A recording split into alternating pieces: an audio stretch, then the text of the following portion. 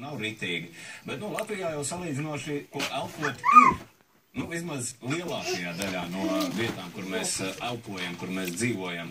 Arī tajā pašā Latvijas galvaspilsētā Rīgā, bet pie Rīgā, tur jau vispār dzīvo vesels un elpo vesels. Ja tu nedzīvo blakus kaut kādam milzīgam zivju pārstrādes uzņēmumam.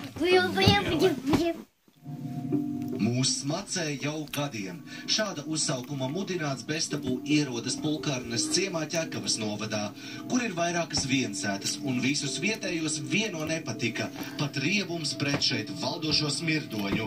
Pie vainas esot zivju pārstrādes uzņēmums. Jā, normāli. Jā, mums katru dienu smirdēni ir. Jūs tagad vēl jūt? Jā. Vai? Īpaši, ka ir tādas dienas visam, kas smakēja. Tas ir no tās vietas. Jūt, ja? Jā, jūt. Tur tālāk tur pat ir tā, kad viņi pa naktīm un brīvdienās. Vakar arī smirdēja, vakar aņēmas. Un tad, ja nav vēja, tas smirdoņi tā nosēgās, man pat telpās sajiet. Ja durvis kaut kur bišķi vaļā, jā. Pieiet tā telpa pilna un viņš tā kā nosēžās neiet ārā. Tur tāds veikaliņš ir pie galvenā ceļa, jā? Jā, bet tur, ja ienāk kāds darbinieks no tās iestādes, jā, tad ir tā, ka no tā veikaliņa jāmūk ārā veikaliņš maziņš. Veidina telpas pēc tam? Nē, bet, protams, kondicionieris slēdz. Smaka pie uzņēmuma vārtiem brīžam neizturama pat šodien, kad aktīva darbība šeit nenotiek. Tālāk par vārtiem netiekam. Viss tiek turēts slepenībā, arī priekšnieka numurs. Saziņa ir tikai ar apsarga tālruņa starpniecību. Я вам отвечаю, у нас все в порядке. А мы, может быть, можем зайти с вами или с кем-то? Не можете вы зайти. Но если все нормально. Да, если все нормально, вы не можете зайти. Проверить, все нормально или нет. Вы проверите, а у нас есть полномочия что-либо проверять?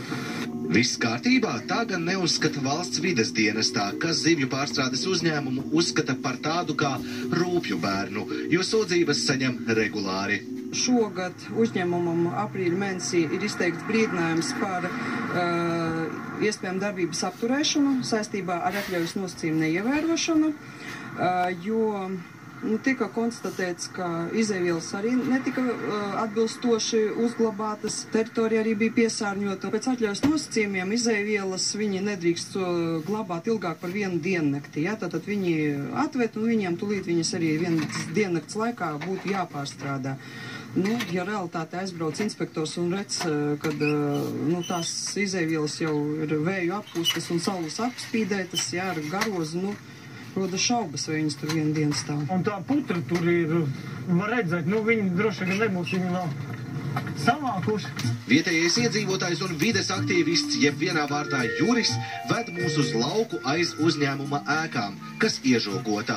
Un šeit redzamas smagās tehnikas riepupēdas un daudzi rakumi, kur uzņēmums it kā izgāžot vecu zivju nepārstrādājamas un smirdīgas atliekas.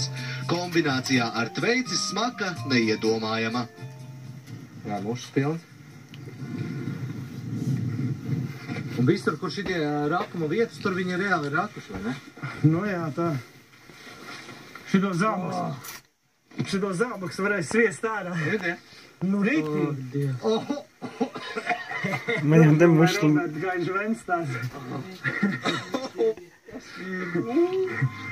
Nekur citur, kā vienīgi no uzņēmuma puses šeit neviens nevar piekļūt ar smago tehniku, jo apjosts žoks.